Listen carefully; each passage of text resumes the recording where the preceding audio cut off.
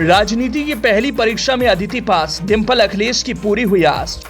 चुनाव में अदिति ने संभाली थी प्रचार की डोर, स्वभाव देख जनता बोली ऐसी हो नेता।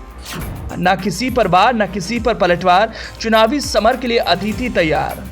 लोकसभा चुनाव भले ही खत्म हो गया, लेकिन एक नाम अब चर्चा में जरूर है। चेहरे पर हूबहू डिंपल यादव की झलक लिए और जुबान पर नेताजी मुलायम सिंह यादव और समाजवादी पार्टी का जिक्र लिए चुनावी प्रचार की कमान संभालने वाले अदिति यादव अब सुर्खियों में हैं।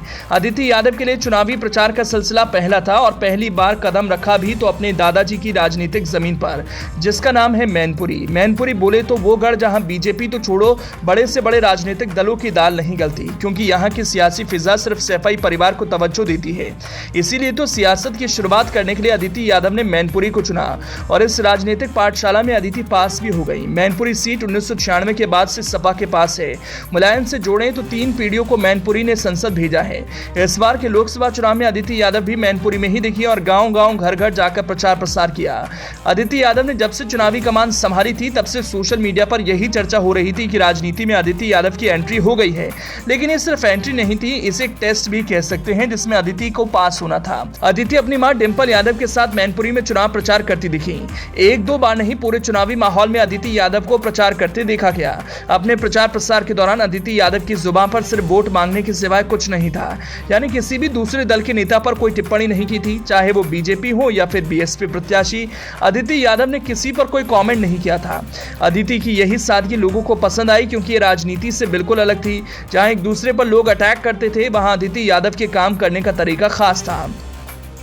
पहली सीढ़ी अगर चढ़ने में सफलता हासिल कर ली तो अगली सीढ़ी खुद आपको सफल बनाने के लिए आपके कदमों में आ जाएगी।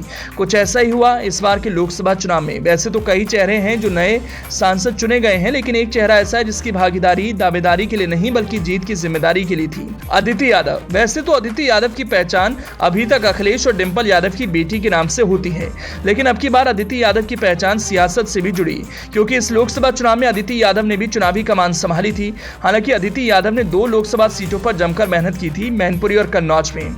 मैनपुरी में खुद डिंपल यादव प्रत्याशी थी तो कन्नौज से अखिलेश यादव चुनावी ताल ठोक रहे थे।